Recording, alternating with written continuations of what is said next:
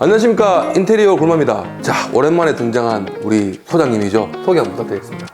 안녕하세요. GMS 디자인 김용범 소장입니다. 이번 현장은 이름이 뭡니까? 여기는 해운대 중동 이안 파일론 60평형대 현장입니다. 부산에 이런 아파트 잘 없습니다. 그래서 저희가 조금 심혈을 기울여서 인테리어를 했고, 지금 저희가 펜트하우스층이 아니고 중간층인데도 복층입니다. 이 아파트가 다른 층들도 다 복층으로 되어 있죠? 네, 다 복층으로 되어 있습니다. 복층으로 되어 있는 아파트고, 지금 제가 커튼을 열면은 굉장한 뷰가 나오는데 한번 보여드릴게요. 전동 커튼이 이렇게 쫙 열리는데 바로 뒤에 LCT가 보이고 LCT 사이로 바닷가가 보이는 뷰를 가진 굉장한 아파트입니다. 그래서 저희가 인테리어 한 부분 우리 소장님과 같이 소개를 해드리도록 하겠습니다.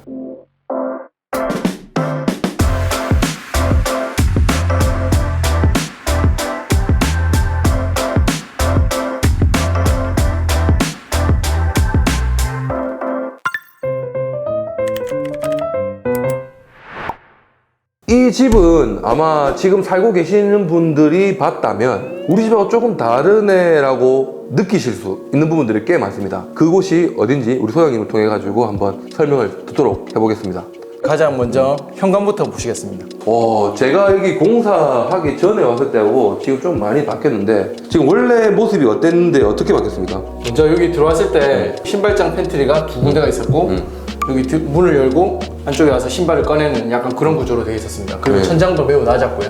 그럼 좀 많이 답답했겠네요, 맞죠? 네, 답답해서 여기를 뜯어내면서 개방감을 훨씬 더 많이 줄 수 있도록 노력했습니다. 이 아파트의 장점이 층고가 굉장히 높다는 겁니다. 그래서 그 부분을 우리가 확실히 살려가지고 더 넓어지고 더 높아지고 확실히 느낌이 많이 바뀐 것 같습니다. 이 현관 오른쪽 공간은 어떻게 바뀌었습니까? 먼저 현관에 들어왔을 때 이 오른쪽 공간은 주방으로 바로 통하는 문이 하나 있었습니다. 그래서 그 문이 있었는데 문을 없애고 벽을 만들었고, 이 벽을 만든 이유는 잠시 후에 주방에서 설명을 드리겠습니다. 나는 이게 가구인 줄 알았는데 가구가 아니네.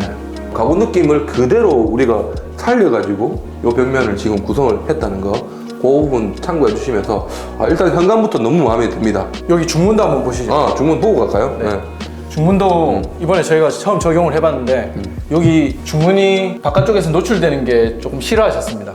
그래서 중문을 이렇게 밀면 나와서 이렇게 닫히는 형태.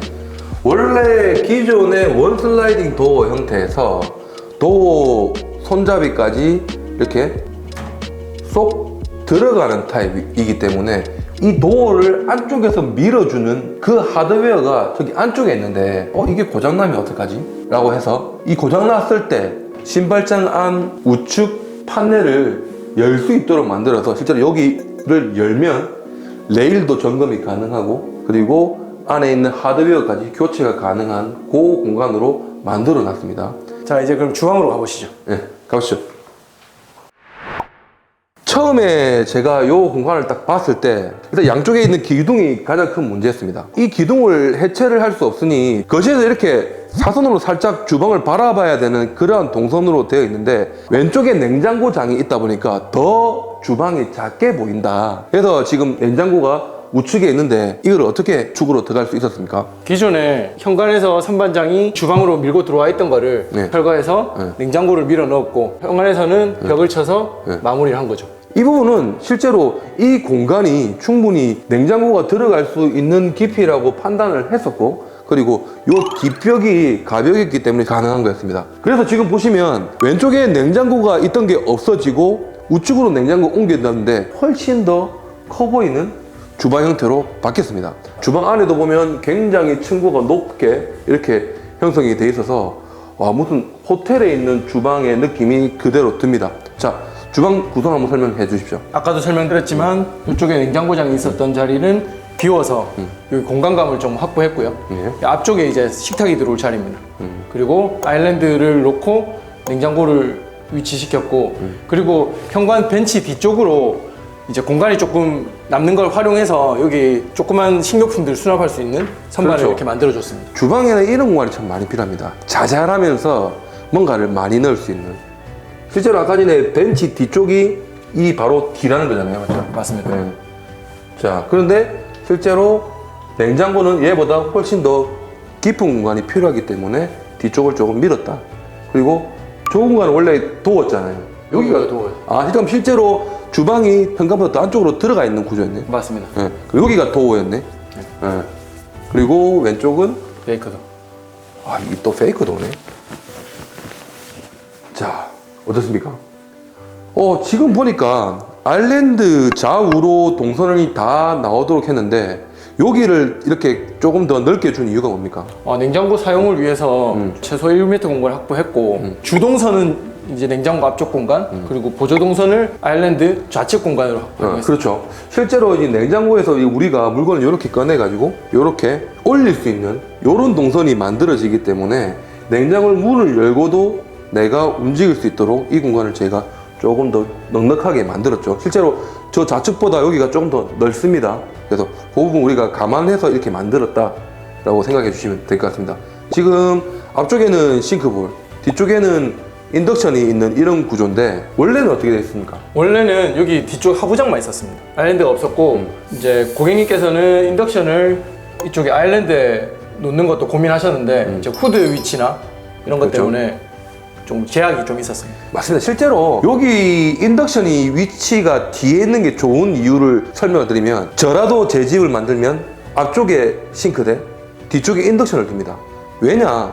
설거지 같은 경우에는 보통 주부들이 노동으로 생각을 많이 합니다. 그래서 이게 앞쪽에 있으면 주부가 주동적으로 뭔가를 활동할 수 있는 그러한 구조가 됩니다. 그래서 야, 얘야, 그것 일로 줘. 여보, 이것 좀 줘봐. 하면서 여기서 같이 대화를 하면서 내가 노동을 하면서도 이렇게 소통을 할 수 있는 그런 공간이 되기 때문에 저는 조금 싱크볼이 거실을 바라보고 있는 이런 구조가 좋다고 생각을 하고 그래서 대면형 주방이라는 이름이 여기에서 가장 많이 비롯된다고 저는 생각을 하고 있습니다. 이 우측은 어떤 공간입니까? 예. 기존 샤시 그대로 살렸고요. 비용적인 측면에서 이제 필름으로 리폼해서 사용하기로 결정하셨습니다.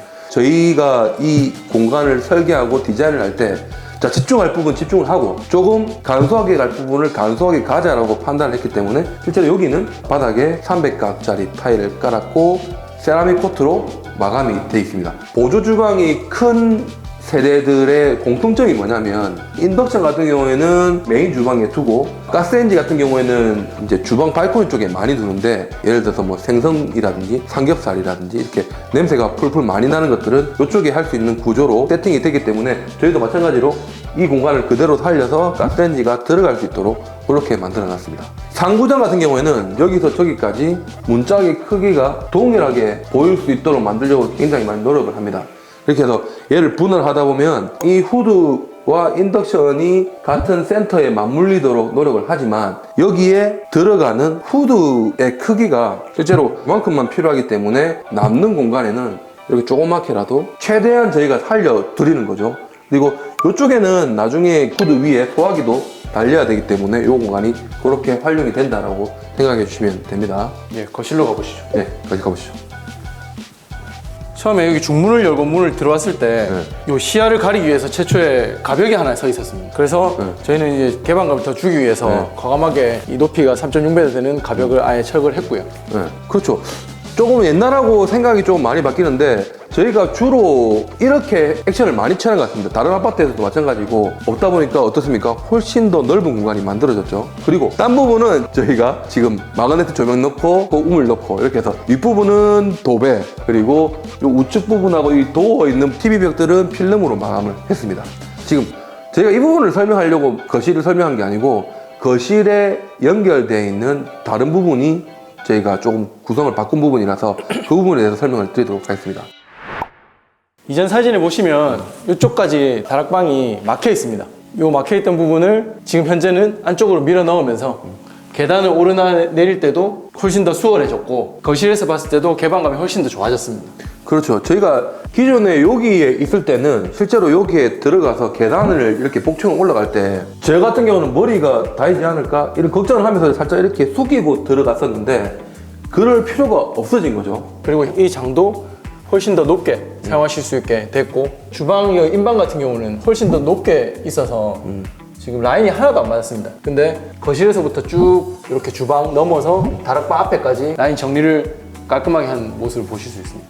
자, 복층 계단 같은 경우도 굉장히 이쁘게 만들어졌는데 요건 어떻게 만든 겁니까? 고객님 같은 경우는 밝은 톤의 깨끗한 느낌의 이제 인테리어를 원하셨기 때문에 계단의 마감에 대해서 고민을 했고 자작나무의 옆면을 살려서 이렇게 디자인을 해보게 됐습니다. 자작나무 아시죠? 일반적으로 이 일반 합판하고 다르게 자작나무 옆면이 굉장히 이쁩니다. 그래서 옆면이 이렇게 지금 결을 맞춰서 붙여가지고 만들었는데 확실히 이쁜 것 같습니다. 그리고 이 자작나무 자체를 활용하기 위해서는 마감 처리 작업이 필요하잖아요. 그 작업은 뭘로 했습니까? 일단 샌딩을 수없이 했고요. 그 다음에 수성 스테인을 사용해서 마감을 했습니다. 실제로 저희가 이런 공간에 수성 스테인을 쓰는 이유는 올 스테인을 쓰게 되면 이 냄새가 굉장히 역합니다.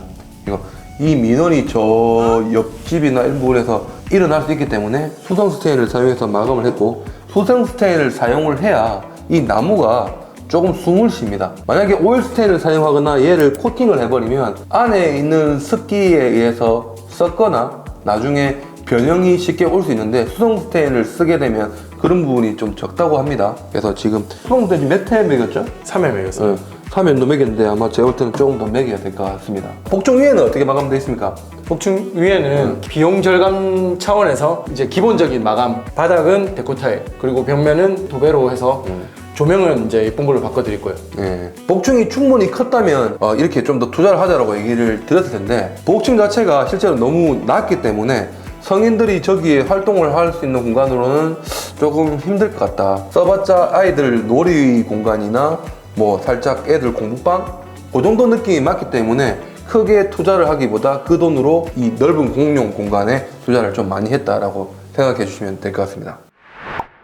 지금부터는 나머지 구석구석 돌아보면서 마감 디테일에 대해서 한번 보시겠습니다. 이 벽면이 좀 깨끗하게 보이길 원하셔서 손잡이 없는 히든도어로 해서 벽면처럼 보이게 마감을 했고요. 들어와서 보시면 뒤쪽 편에 안방에도 지금 다락방으로 올라가는 계단이 있습니다. 그리고 유리가 설치되어 있고요. 이 유리를 이제 문이 이렇게 칠 수도 있기 때문에 이 히든도어는 액티브 스탑을 사용해서 다른 스토퍼 없이 이렇게 자동으로 문이 설 수 있게 마감을 했습니다. 자, 그럼 드레스룸으로 들어가 보시겠습니다. 드레스룸 안쪽에 보면 기존에 사용하셨던 시스템장이 있고요. 이 시스템 행거는 재사용하시기를 원하셔서 그 해체 조립해드린 부분입니다. 그리고 안방 화장실 한번 보실게요.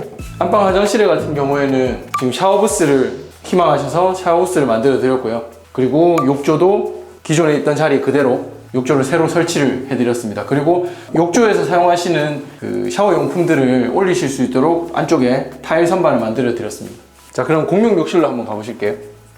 이 공용 욕실 전실에는 기존에 이제 이 세면대를 다시 활용하시기를 원하셨고요. 여기서 이 세면대만 조금 더 이쁜 타일로 포인트를 줘서 설치한 모습 보실 수 있습니다. 그리고 공용 욕실 보시면 여기도 마찬가지로 샤워부스, 기존에 위치해 있던 양변기, 세면기 위치에 설치를 도와드렸고요. 저희 회사 같은 경우는 기본적으로 배수 위치를 좀 조절해서 가장 이쁜 위치에 설치를 하고 있습니다. 방 같은 경우는 기본적으로 비용 절감 차원에서 기존 장에 장만 교체하는 형식으로 제품을 해드려서 안쪽 공간은 그대로 이제 기존 색깔 보실 수 있습니다. 대신 밖에서 봤을 때 훨씬 더 깔끔한 모습이죠. 그리고 안으로 들어오시면 침대에 누웠을 때 바로 등에 이제 불빛이 눈을 쏘지 않도록 등 위치도 계획돼서 위치해 있는 걸 보실 수 있고요.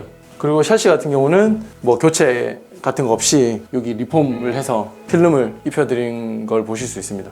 이렇게 해서 구석구석의 디테일은 다 봤고요. 마무리는 거실에서 인사드리겠습니다. 자, 한번 잘 둘러보셨습니까? 사뭇 다른 아파트라고 굉장히 다른 뷰를 가진 아파트라서 저희도 기대를 많이 했고, 사장님. 네, 이번 현장 저한테는 어려운 현장이었고요. 네, 디자인도 그렇고 작업 내용도 굉장히 좀 어려운 현장이었던 것 같아서 더 기억에 남고 더 좀 애정이 가는 현장입니다. 이번 영상은 이렇게 해가 더 마무리하고요. 다음에는 또 다른 모습으로 또 인사를 드리도록 하겠습니다. 자, 수고하셨습니다.